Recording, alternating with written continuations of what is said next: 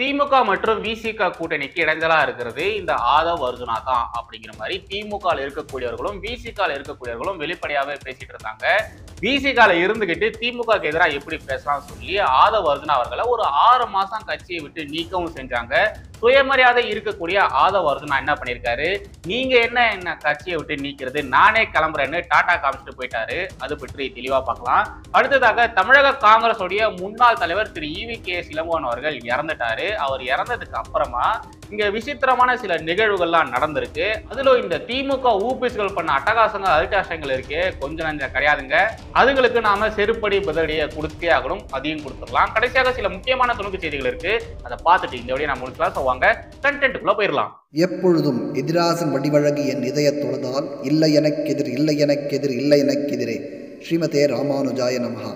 இளமை தேசியவாதிகள் அனைவருக்கும் வணக்கம். எனக்காக யாருமே நிக்க மாட்டேங்கிறாங்க அப்படிங்கிற ஒரு விஷயத்த கூட அதுல குறிப்பிட்டு திமுகவுக்கு சொல்றாரு, வேற யாருக்கு சொல்றாரு? அவருக்காக யார் நிப்பா? ஏடிஎம்கே நிக்குமா? பாஜக நிக்குமா? யார் நிப்பா? அவருக்காக யார் சார் நிப்பா? அவங்க கூட்டணிக்கு தானே சார் நம்ம எல்லாம் ஒன்னா நிக்கிறோம். நீங்க தானே சார் நிப்பீங்க. பத்திரிகையாளர் பிரச்சனை பத்திரிகையாளர் நிப்பாங்க, பஸ் டிரைவர் பிரச்சனை பஸ் டிரைவர் நிப்பாங்க. யாரு உடன்பட்டு நிக்கிறோம்? அப்ப கூட்டணி கட்சியில நீங்க 8 கட்சி வச்சிருக்கீங்க, இண்டி கூட்டணி 32 கட்சி வச்சிருக்கோம். நீங்க யாருமே குரல், நீங்க யாரை பத்தி கவலைப்படுறீங்க? திமுக பத்தி தானே. வேற யாரும் குரல் கொடுப்பா? விஜய் குரல் கொடுப்பாரா? யார் குரல் கொடுக்குது? பாஜக அண்ணாமலையா? எப்படி திருமாவளவன் இல்லாமல் விஜய் நிகழ்ச்சி நடக்கலாம்னு வீடனுக்கு எதிராக குரல் கொடுப்பாரா? யார் குரல் எதிர்பார்க்கிறார்? அப்ப கூட்டணி கட்சிகள் குரல் கொடுக்கலையே கவலைப்படுறாரு. அப்படிதான் நம்ம புரிஞ்சுக்க வேண்டியிருக்கு. அது அப்படிதான் ஒரு மெசேஜா நம்ம வேற எப்படி புரிஞ்சுக்க சொல்லுங்க. நீங்க சொல்லுங்க, யார் கொடுப்பான்னு சொல்லுங்க. பாமக கொடுக்குமா? திருமாவளவன் இல்லாமல் ஒரு நிகழ்ச்சி நடக்கூடாது பாமக சொல்லுமா? அதிமுக சொல்லணுமா? பாஜக சொல்லுமா? யார் சொல்லணும்? உங்க கூட்டணி இருக்கவங்க தானே சார் சொல்லணும். யாரும் சொல்லலையே சார். அப்ப இந்த கேள்வி யாருக்கு எழுப்புறீங்க? நம்ம யோசிங்க, இந்த கேள்வி யாருக்குன்னு கேளுங்க. எனக்காக யாரும் குரல் கொடுக்கலையே, யார் கொடுப்பா? திரு ஆதவ் அர்ஜுனா அவர்கள் அம்பேத்கரை குறித்து ஒரு புத்தகத்தை வெளியிட்டு இருந்தாரு. அந்த நிகழ்ச்சிக்கு விஜய் அவர்களும் வந்திருந்தாரு. பட் அந்த நிகழ்ச்சிக்கு விசிகாவுடைய தலைவர் திருமாவளவன் அவர்கள் வரதா இருந்தது. அதுக்கப்புறமா அவர் வரல. அந்த மேடையிலேயே விஜய் அவர்கள் என்ன சொல்லியிருப்பாருன்னா, திமுகவுடைய பிரஷர்னாலதான் உங்களால வர முடியல, அம்பேத்கருடைய புத்தக வெளியீட்டு விழாலேயே உங்களால கலந்துக்க முடியலன்னா உங்களுக்கு எவ்வளவு பிரஷர் இருக்குன்றதை என்னால புரிஞ்சிக்க முடியுது அப்படிங்கிறத திரு விஜய் அவர்கள் அந்த மேடையிலேயே சொல்லியிருப்பாரு. அப்போதான் திருமாவளவன் அவர்கள் இது மாதிரிலாம் சொல்லியிருந்தாரு, எனக்கு சப்போர்ட் பண்றதுக்கு பெருசா யாருமே வரல அப்படிங்கிற மாதிரிலாம் சொல்லியிருப்பாரு. திருமாவளவன் அவர்கள் அது மட்டும் சொல்லலைங்க, நான் எப்பவுமே திமுக கூட தான் இருப்பேன், 2026 எலெக்ஷன்ல நான் திமுக கூட தான் நிற்பேன், நான் இரட்டை குழல் துப்பாக்கி போல 3வது குழல் துப்பாக்கியாக நான் திமுக கூட தான் இருப்பேன் அப்படிங்கிற மாதிரிலாம் திருமாவளவன் அவர்கள் பேசிட்டே தான் இருந்தாரு. பட் திருமா அவர்களால அவர் கட்சியினுடைய நிர்வாகி நடத்துற நிகழ்ச்சிக்கு கூட போக முடியல. விஜய் வராருன்றதுனாலேயே திருமா அவர்கள் அந்த நிகழ்ச்சிக்கு போக முடியல. அதிலும் அந்த மேடையில பாத்தீங்கன்னா ஆதவ் அர்ஜுனா அவர்களும் சரி விஜய் அவர்களும் சரி திமுகவை நேரடியாவே சாடி இருப்பாங்க. மன்னராட்சின்னு சொல்லியிருப்பாங்க, பிறப்பின் அடிப்படையில முதல்வர் ஆகக்கூடாதுன்னு சொல்லியிருப்பாங்க, என்ன நீத்தியோ சொல்லியிருப்பாங்க. திமுக கூட்டணியில தான் விசிக இருக்கு. ஆதவ் அர்ஜுனா அவர்கள் அந்த நிகழ்ச்சி நடத்தும் பொழுது அவர் விசிகால தான் இருந்தாரு. விசிகால இருந்துகிட்டு திமுகக்கு எதிராக பேசுறதுனால நிறைய பேர் காண்டாயிட்டாங்க. விசிகால இருக்கக்கூடியவர்களும் சரி திமுக இருக்கக்கூடியவர்களும் சரி ஆதவ் அர்ஜுனா அவர்களுக்கு எதிராக தான் பயங்கரமா பேசிட்டு இருந்தாங்க. சில வீடியோஸ்களுக்கு முன்னாடியே நான் சொல்லியிருப்பேன், 2024 பாராளுமன்ற தேர்தல் முடிஞ்சதுக்கு அப்புறமா தான் இது மாதிரியான சண்டை சச்சரவுகள் அதிகமா நடக்க ஆரம்பிச்சது. முக்கியமா இந்த விசிக திமுக கிடையே ஆதவ் அர்ஜுனா அவர்கள் பேசக்கூடிய விஷயங்கள் எல்லாமே பயங்கர கான்ட்ரவர்சியா மாறிட்டு இருந்தது. ஆக்சுவலா எனக்கே இந்த ஒரு விவகாரத்துல ஒரு பெரிய சந்தேகம் இருக்கு. அது என்னன்னா, திரு ஆதவ் அர்ஜுனா அவர்கள் பேசக்கூடிய கருத்துக்கள் கான்ட்ரவர்சியா மாறுதா, அப்படி இல்லைன்னா ஆதவ் அர்ஜுனா அப்படிங்கிற ஒரு பிம்பம், அந்த ஒரு பிம்பத்தை பெருசு படுத்தணும்னு சொல்லி வேற யாராச்சும் அவர் பேசக்கூடிய கருத்துக்களை பெரிய அளவுல விவாத பொருளா மாத்துறாங்களா? உண்மையாலே தெரியல. ஏன் அப்படி சொல்றேன்னா, திரு ஆதவ் அர்ஜுனா அவர்கள் பேசக்கூடிய கருத்துக்கள் எதுவுமே அவருடைய சொந்த கருத்தோ சுய கருத்தோ கிடையாது. கடந்த காலங்கள்ல திருமாவளவன் அவர்கள் மேடைக்கு மேடை பேசின கருத்துக்களை தான் திரு ஆதவ் அர்ஜுனா அவர்கள் பேசுறாரு. அப்படி இருக்கும் பொழுது ஆதவ் அர்ஜுனா பேசும்போது மட்டும் ஏன் அந்த ஒரு விஷயத்த பெருசுபடுத்துறாங்க, கான்ட்ரவர்சியா உருவாக்குறாங்க அப்படின்னு தான் புரிய மாட்டேங்குது. இதுக்கு நடுவுல ஒரு திருமண நிகழ்ச்சிக்கு போயிருந்த திருமாவளவன் அவர்கள் அந்த நிகழ்ச்சியில திருமண நிகழ்ச்சியில அரசியல் பேசியிருக்காரு. யாராச்சும் திருமண நிகழ்ச்சியில அரசியல் பேசுவாங்களா? நம்முடைய அண்ணன் திருமாவளவன் அவர்கள் பேசியிருக்காரு. அதுவும் திமுக கூட்டணியில் இருக்கக்கூடிய விஷயங்களை குறித்து பேசியிருக்காரு. இத பாருங்க, திமுகவை அழிக்க என்னை தூதாக பயன்படுத்துகிறார்கள், திமுகவை அழிக்க என்னை தூதாக பயன்படுத்துகிறார்கள், முதலமைச்சர் மு.க. ஸ்டாலினை நம்பிக்கைக்குரிய பாத்திரமாக இருக்கிறேன் என்பதே எனக்கு மகிழ்ச்சி, என்னை விமர்சிப்பவர்களின் உண்மையான குறி திமுக தான், திருமாவளவன் இல்லை, திமுகவை எப்படியாவது ஒழித்து விட வேண்டும் என்று எண்ணும் சக்திகள் என்னை ஒரு தூதாக பயன்படுத்தி அதை நிறைவேற்றி விட வேண்டும் என நினைக்கிறார்கள், கும்பகோணத்தில் நடைபெற்ற திருமண நிகழ்ச்சியில் விசிக தலைவர் திருமாவளவன் பேச்சு. அந்த திருமண நிகழ்ச்சிக்கும் இவர் பேசக்கூடிய இந்த ஒரு கருத்துக்கும் ஏதாச்சும் சம்பந்தம் இருக்கா? இல்ல. ஏதோ மேடை கிடைச்சதுன்னு பாருங்க. என்னென்னலாம் பேசியிருக்காரு. நாம எல்லாருமே திருமண நிகழ்ச்சிக்கு போனா என்ன சொல்லுவோம்? அந்த தம்பதிகளுக்கு வாழ்த்துக்களை சொல்லுவோம். ஆனா நம்முடைய அண்ணன் தோல் திருமாவளவன் அவர்கள் பாருங்க, அந்த திருமண நிகழ்ச்சிக்கு போயிட்டு இத மாதிரி கூட்டணி குறித்து எல்லாம் பேசிட்டு இருக்காரு. திரு மு.க. ஸ்டாலினுடைய நம்பிக்கைக்குரிய பாத்திரமாக இருக்கிறேன் என்பதே எனக்கு மகிழ்ச்சி அப்படிங்கிற மாதிரி சொல்றாரு. இத மாதிரி நீங்க சொன்னீங்கன்னா உங்களால எப்படி முதலமைச்சர் ஆக முடியும்? நான் வந்து முதலமைச்சர் ஆகக்கூடாதா அப்படின்ற மாதிரி நீங்க சொல்லியிருக்கீங்க. அது மட்டுமா, உங்களுடைய ஆதரவாளர்கள் உங்களை பிரதமர் ஆக்கணும்ன்ற எண்ணத்துல வேற இருக்காங்க. அப்படி இருக்கும்பொழுது நீங்க இது மாதிரி சொல்றதுனால உங்களுடைய ஃபாலோவர்ஸ் டிசப்பாயின்மெண்ட் ஆக மாட்டாங்களா? ரீசெண்டா தந்தி டிவில இன்டர்வியூ கொடுத்த திரு ஆதவ அர்ஜுனா அவர்கள் சரமாரியான குற்றச்சாட்டுகளை திமுக மீது வச்சிருக்காரு. விசிக தலைவர் திருமாவளவன் அவர்களை தடுத்தது திமுக தான். திருமா அவர்களுக்கு பயங்கரமான அழுத்தங்களை திமுக கொடுக்குது, அது இதுன்னு சொல்லிட்டு ஏகப்பட்ட குற்றச்சாட்டுகளை வச்சிருக்காரு. ஆதவ அர்ஜுனா அவர்கள் பேசின அந்த ஒரு கருத்துக்கு திருமாவளவன் அவர்கள் எப்படி பதிலடி கொடுத்திருக்காரு அப்படிங்கிறத கொஞ்சம் பாருங்க. நீங்க நம்புறீங்களா இல்லையான்னு தெரியும். இன்னைக்கு ஸ்டேஜ பாருங்க. திருமாவளவன் பேசிக்கிட்டு இருக்காரு. பேசின 2வது நிமிஷத்துல திமுக 2 தலைவர்கள் அவை விட்டு கிளம்பிட்டாங்க. இடைநீக்கம் செய்யப்பட்டிருக்கிற சூழலில் இது போன்ற மறுபடியும் கான்ட்ரவர்ஷியலான கருத்தை சொல்லுவது என்பதே தவறு. அப்படி சொல்லக்கூடாது. அவர் மறுபடியும் இந்த கட்சியில் தொடர்ந்து இயங்கணும் அப்படின்னு அவர் நினைச்சிருந்தாருன்னா 6 மாதத்துக்கு ஒரு அமைதியாக இருந்திருப்பார். ஆனால் மறுபடியும் அவர் வந்து முரண்பாடான கருத்துக்களை சொல்லுவது ஏதோ ஒரு செயல் திட்டம் அவருக்கு இருக்கிறது என்பதை நம்மால் உணர முடிகிறது. இடைநீக்கம் என்பது வெறும் கண்துடைப்பா? ஒன்றும் இல்லை, அப்படி கிடையாது. ஒரு ப்ரொசீஜர், ஒரு கட்சியில் வந்து ஒரு ப்ரொசீஜர். அப்புறம் எடுத்தெடுப்புல ஒருத்தரை வந்து தூக்கி எறிய முடியாதுல்ல. எப்பவுமே பின்பற்றக்கூடிய ஒரு எங்கள் கட்சி, ஒவ்வொரு கட்சியும் ஒவ்வொரு முறை இருக்கு, ஒவ்வொரு தலைவருக்கும் ஒரு அணுகுமுறை இருக்கு. எங்க கட்சியில நாங்கள் வந்து தலித் அல்லாதவர்கள் மீது நடவடிக்கை எடுக்கும்போது ரொம்ப நிதானமாக தான் நடவடிக்கை எடுப்போம். எங்க கட்சியில ஒரு நடவடிக்கை எடுக்கும்போது, தலித் அல்லாதவர்கள் மீது நடவடிக்கை எடுக்கும்போது கொஞ்சம் நிதானமா தான் நடவடிக்கை எடுப்போம் அப்படிங்கிற மாதிரி சொல்லியிருக்காரு. அதாவது அந்த தந்தி டிவி இன்டர்வியூ பாத்தீங்கன்னா இடைநீக்கம் செஞ்சதுக்கு அப்புறமா ஆதவ அர்ஜுனா கொடுத்த இன்டர்வியூ. அதுக்கப்புறமா இப்படி நம்மளுடைய திருமாவளவர்கள் பேசினார் இல்லையா, இவர் இது மாதிரி பேசினதுக்கு அப்புறமா தான் நான் கட்சியை விட்டே போறேன் சொல்லிட்டு ஆதவ அர்ஜுனா அவர்கள் நான் கட்சியை விட்டு விலகிறேன் அப்படின்னு மாதிரி சொல்லிட்டு போயிட்டாரு. இப்ப பார்த்தா இந்த விவகாரங்கள் இருக்கு இல்லையா, ஆதவ அர்ஜுனா குறித்தான விவகாரங்கள், திமுக விசிக கூட்டணியிடையே நடக்கக்கூடிய அந்த சலசலப்புகள், இது குறித்து தான் சோசியல் மீடியால இருக்கக்கூடியவர்கள், தம்பிகள், சங்கிகள், ஊபிஸ்கள் இவங்க எல்லாருமே இது குறித்து மட்டும்தான் பேசிட்டு இருக்காங்க. இது குறித்தெல்லாம் பேசுறதுனால யாருக்காச்சும் பிரயோஜனம் இருக்கா? நயா பைசா பிரயோஜனம் கிடையாது. இப்போ பெய்யற மழையால தமிழக மக்கள் எப்படி கஷ்டப்படுறாங்க, எவ்வளவு பேர் அவங்களுடைய வீடுகளை சொத்துக்களை இழந்திருக்காங்க, இது குறித்து யாராச்சும் பேசுறாங்களா? இல்ல. ஊபிஸ்கள், சங்கிகள், தம்பிகள் தான் பேசுறாங்கன்னா தமிழக ஊடகங்களும் இவரை குறித்தான விஷயத்தை மட்டும்தான் பெருசுபடுத்தி பேசுறாங்க. ஆதவ அர்ஜுனாவுடைய விவகாரத்தை அழகா ஒரு நெரட்டிவா செட் பண்ணி நம்ம எல்லாருமே அது குறித்து பேச வச்சுட்டு எவ்வளவு அழகா இந்த மழை குறித்தான விஷயங்களை பேச விடாம நம்மளை டைவர்ட் பண்ணிட்டாங்க பாத்தீங்களா? தமிழகத்துல இருக்கக்கூடிய உத்தம ஊடகங்களும் இப்படிதான் இருக்காங்க, நெட்டிசன்களும் இப்படிதான் இருக்காங்க. ஊடகங்கள் அழகா இந்த விஷயத்த டைவர்ட் பண்ணிட்டாங்க. நெட்டிசன்கள் இந்த நயன்தாரா தனுஷ் மேட்ரு, இப்ப நயன்தாரா பேசின விவகாரம், விக்னேஷ் சிவன் பண்ண விஷயம், ஆதவ அர்ஜுனா விவகாரம், இது குறித்து பேச ஆரம்பிச்சிட்டாங்க. யாருமே மழையால மக்கள் பாதிக்கப்பட்டிருக்கக்கூடிய அந்த விஷயத்தை குறித்து பெருசா யாரும் பேசவே இல்லை. அடுத்ததாக தமிழக காங்கிரஸ் உடைய முன்னாள் மாநில தலைவர் திரு ஈவி.கே. இளங்கோவன் இறந்துட்டார் இல்லையா, அந்த ஒரு செய்தி குறித்து பார்க்கலாம். ஈவி.கே. இளங்கோவன் உடலுக்கு அரசு மரியாதை. மறைந்த காங்கிரஸ் எம்எல்ஏ ஈவி.கே. இளங்கோவன் உடலுக்கு அரசு மரியாதை. இளங்கோவனின் பொது வாழ்வை போற்றும் விதமாக அரசு மரியாதையுடன் பிரியாவிடை. தமிழக அரசு இப்படி ஒரு முன்னெடுப்பு எடுத்திருக்காங்க. திரு இளங்கோவன் அவர்கள் இறந்த செய்தி வந்ததுக்கு அப்புறமா நிறைய பேர் வருத்தம் தெரிவிச்சிருந்தாங்க. நிறைய பேர் அவருடைய உடலுக்கு போய் அஞ்சலி செலுத்தியிருந்தாங்க. அண்ணாமலை அவர்கள் கூட பாத்தீங்கன்னா அவருடைய உடலுக்கு போய் அஞ்சலி செலுத்தி இருந்தாரு. நிறைய பேர் அஞ்சலி செலுத்தியிருந்தாங்க. இது எல்லாமே அரசியல் நாகரிகம் தான். என்னதான் இவங்க அரசியல் ரீதியான கருத்து முரண்பாடுகள் இருந்தாலும், பயங்கரமா அடிச்சுக்கிட்டாலும், இத மாதிரி ஒரு தலைவர் இறந்துட்டாங்கன்னா அவருடைய உடலுக்கு போய் அஞ்சலி செலுத்துறதெல்லாம் ஒரு அரசியல் நாகரிகம் தான். இது இந்தியா முழுவதும் கடைபிடிக்கப்பட்டு வருகிற ஒரு விஷயம் தான். திரு இளங்கோவன் அவர்கள் இறந்துட்டார் இல்லையா, சோ இவரை நம்ம போற்றி 4-5 பதிவுகள் போடணும் அப்படிங்கிறதுக்காக இந்த ஊபிஸ்கள், ஒவ்வொரு ஊபிஸ்கள் பண்ண அட்டகாசங்கள் இருக்கே, எப்பா முடியலங்க. அதுல ஒரு ஊபி போட்ட ஒரு பதிவை காட்டுறேன் பாருங்க. சோனியா காந்தியை அவமானப்படுத்துவதாக நினைத்து கொண்டு அவரின் இத்தாலிய பெயரான அன்டோனியோ மொய்னோ காந்தி என்று அறிக்கை வெளியிட்டார் ஜெயலலிதா. அடுத்த சில மணி நேரங்களிலேயே கோமலவல்லி என்கிற அம்மு என்கிற ஜெயலலிதா என கடுமையாக விமர்சித்து அறிக்கை வெளியிட்டார் ஈவி.கே. இளங்கோவன். தமிழ்நாடு காங்கிரசிலேயே யாருமே எதிர்பார்க்காத ஆளுமையும் நெஞ்சுரமும் கொண்ட எதிர்வினை அது. ஆழ்ந்த இரங்கல் சார், RIP அப்படிங்கிற மாதிரி போட்டு ஈவி.கே. இளங்கோவன் அவருடைய இறப்பிற்கு இவரு வருத்தம் தெரிவிச்சிருக்காரு.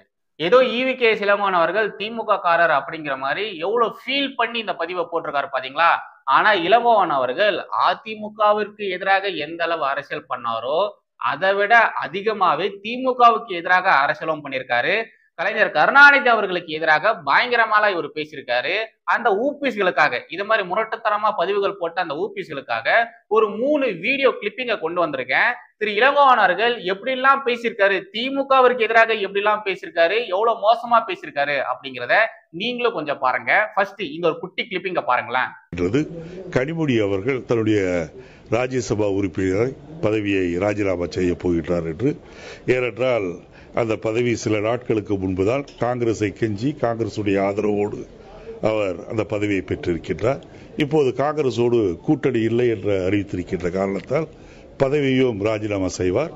ஏனென்றால் சுயமரியாதையின் உச்சக்கட்டம் கலைஞர் அவர்கள்தான். ஆகவே காங்கிரஸோடு உறவில்லை என்று அறிவித்ததோடு காங்கிரசுடைய ஆதரவோடு வெற்றி பெற்ற தன் மகள் கனிமொழியும் பதவியை ராஜினாமா செய்தார் என்ற செய்தி உண்மையாலுமே கலைஞருடைய கெஞ்சி காங்கிரஸ் சீட்டை கெஞ்சி அந்த எம்பி சீட்டை கனிமொழி அவர்கள் வாங்கியிருக்காங்க. இப்போ காங்கிரஸ் கூட கூட்டணி இல்லை அப்படிங்கிறதுனால இப்படி காங்கிரஸ் கிட்ட கெஞ்சி வாங்கினா அந்த பதவியில இருந்து கனிமொழி விலகிடுவாங்க. ஏன்னா கலைஞர் கருணாநிதி அவர்கள் பயங்கரமான சுயமரியாதைக்காரர் அப்படிங்கிற மாதிரி ஈவி.கே. இளங்கோவன் அவர்கள் சொல்லியிருக்காரு. இப்போ இன்னொரு கிளிப்பிங் போடுறேன் பாருங்க.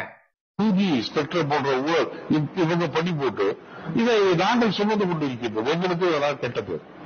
ஆகவே எங்களை விட்டு போவது என்பது மிகவும் எங்களுக்கு நன்மை பயக்கின்றது. அது நன்மை பயக்கும் எங்களுக்கு ஒரு நிம்மதியை தருகின்றது. கலைஞரை பத்தி சொல்லணும்னா அவர் எப்படி நன்றி மறந்தாலும் சொல்ல ஆரம்பத்திலும் சொல்லலாம். என்.எஸ். கிருஷ்ணனை எப்படி ஏமாத்தினாரு, அண்ணாவை எப்படி ஏமாத்தினாரு, எங்க அப்பாவை எப்படி ஏமாத்தினாரு, எம்ஜிஆர் எப்படி ஏமாத்தினாரு, நடிப்பு. இல்ல 2 விஷயம் இருக்கு. ஒண்ணு 2G ஸ்பெக்ட்ரம் வழக்கு இருக்கு இல்லையா, அது பண்ணது திமுக தான். அவங்க பண்ணதுனால கெட்ட பேர் எங்களுக்கும் தான். அவங்க எங்க கூட இருந்து வெளியே போனது எங்களுக்கு ரொம்ப சந்தோஷம், எங்களுக்கு ரொம்ப திருப்தியா இருக்கு அப்படிங்கிற மாதிரி ஒரு விஷயத்த சொல்றாரு. இன்னொன்னு பாத்தீங்கன்னா கலைஞர் கருணாநிதி அவர்களை குறித்து சொல்லுங்கன்னு சொல்லும்போது அவரை குறித்து சொல்லணும்னா ஆரம்பத்துல இருந்து சொல்லணும். அவர் எப்படி அண்ணாவை ஏமாத்தினாரு, அவர் எப்படி எங்க அப்பாவை ஏமாத்தினாரு, அவர் எப்படி எல்லாம் யார் யாரை ஏமாத்தினாரு அப்படிங்கறத எல்லாத்தையுமே சொல்லலாம் அப்படிங்கிற மாதிரி ஒரே கிளிப்பிங்ல திமுகவையும் போட்டு பொழந்திருப்பாரு. இன்னொரு பக்கம் கலைஞர் கருணாநிதி அவர்களை குறித்து இது மாதிரியான ஒரு விமர்சனத்தை முன்னெடுத்து வச்சிருப்பாரு. கடைசியா இன்னொரு கிளிப்பிங் போடுறேன். இந்த கிளிப்பிங் ரொம்ப ரொம்ப முக்கியமான கிளிப்பிங். இந்த ஊபிஸ்களுக்காக தான் இந்த ஒரு கிளிப்பிங்க போடுறேன்.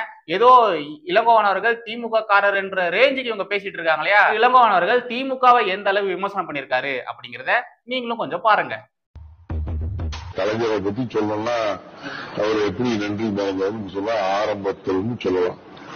என்.எஸ். கிருஷ்ணனை எப்படி ஏமாத்தினாரு, அண்ணாவை எப்படி ஏமாத்தினாரு, எங்க அப்பாவை எப்படி ஏமாத்தினாரு, எம்ஜிஆர் எப்படி ஏமாத்தினாரு, நடிப்பு இசை புலவர் கே.ஆர். ராமசாமியை எப்படி ஏமாத்தினாரு, எஸ்.எஸ். ராஜேந்திரனை எப்படி ஏமாத்தினாரு, இப்படி இருக்கு. அது ஒரு தனியாரை பத்தி ஒரு புக் எழுது.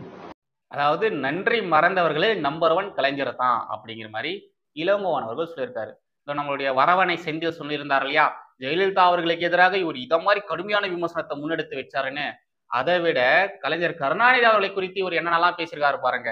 கடந்த காலங்களில் கலைஞர் கருணாநிதி அவர்கள் யார் யாரெல்லாம் ஏமாத்தினாரு தெரியுமான்ற மாதிரி அவ்வளவு பெரிய லிஸ்ட போடுறாரு. இது குறித்து எல்லாம் நம்மளுடைய ஊபிஸ்கள் என்ன சொல்ல போறாங்க, எப்படி இதுக்கெல்லாம் முட்டு கொடுக்க போறாங்க? இந்த இடத்துல நாம நம்முடைய முதலமைச்சர் திரு மு.க. ஸ்டாலின் அவர்களை பாராட்டி ஆகணுங்க. உண்மையாலே நம்முடைய முதலமைச்சரை பாராட்டியே ஆகணும். முன்னாள் முதலமைச்சர் கருணாநிதி அவர்கள் எப்பேற்பட்ட தலைவர், அவர் இருக்கும் போதே அவருக்கு எதிராக ரொம்ப மோசமா பேசினவங்க எல்லாம் இருக்காங்க. இப்போ ஸ்டாலின் அவர்கள் முதலமைச்சர் ஆயிட்டார் இல்லையா, இவரு முதலமைச்சரா இருக்கும் பொழுதும் கூட அப்போ கருணாநிதி அவர்களுக்கு எதிராக பேசினாங்க பாருங்க, அவங்க எல்லாருமே இப்பவும் இருக்காங்க. அப்போ கருணாநிதியிடம் கெத்து காட்டினவங்க எல்லாருமே இப்போ முதலமைச்சர் ஸ்டாலின் அவர்களிடம் அமைதியாயிட்டாங்க, அடங்கி போயிட்டாங்க. ஃபார் எக்ஸாம்பிளுக்கு நெல்லை கண்ணனை எடுத்துக்கோங்க. நெல்லை கண்ணன் எப்படிலாம் கருணாநிதி அவர்களை பேசியிருக்காரு. ஆனா முதலமைச்சராக ஸ்டாலின் அவர்கள் வந்ததுக்கு அப்புறமா ஸ்டாலின் அவர்களிடம் எப்படிலாம் பம்பி பேசியிருக்காரு. அதே மாதிரி நாஞ்சில் சம்பத், அவரு கருணாநிதி அவர்கள் உயிரோடு இருக்கும் பொழுது அப்படி பேசியிருந்தாரு, அப்புறம் ஸ்டாலின் அவர்களுக்கு எதிராகவும் பேசியிருந்தாரு. இப்போ முதலமைச்சராக ஸ்டாலின் அவர்கள் வந்ததுக்கு அப்புறமா எப்படி அடக்க உடக்கமா பேசுறாரு. இப்போ இளங்கோவன் அவர்களை நீங்க பாத்தீங்க எப்படி கருணாநிதி அவர்களுக்கு எதிராக பேசினாருன்னுட்டு.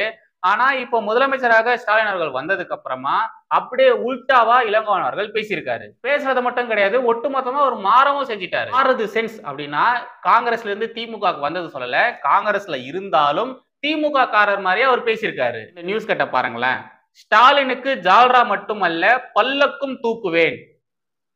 ஜால்ரா மட்டுமல்ல பல்லக்கும் தூக்குவேன் அப்படிங்கிற மாதிரி பேசியிருக்காரு. இந்த ஆர்டிகளே படிக்கிறதுக்கு செம சுவாரஸ்யமா இருக்கும். ஆனா வீடியோ டியூரேஷன் அதிகமாயிடும். அதனால இந்த தலையங்கத்தோட நான் நிறுத்திக்கிறேன். திரு இளங்கோவன் அவர்கள் இறந்த செய்தி வந்ததுக்கு அப்புறமா அவருடைய இறப்பை பட்டாசு வெடிச்சுலாம் கொண்டாடி இருக்காங்க நாம் தமிழர் கட்சியை சேர்ந்த நிர்வாகிகள், நாம் தமிழர் கட்சியினுடைய ஆதரவாளர்கள். இவங்க எல்லாருமே பயங்கரமா பட்டாசு வெடிச்செல்லாம் கொண்டாடி இருக்காங்க. அது மட்டும் இல்லாம இளங்கோவன் அவர்களை குறித்தான பழைய செய்திகள், அவர் பேசின விஷயங்கள், அவர் குறித்தான செய்திகள், இது எல்லாத்தையுமே இப்போ வைரல் பண்ணிட்டு வந்துட்டு இருக்காங்க.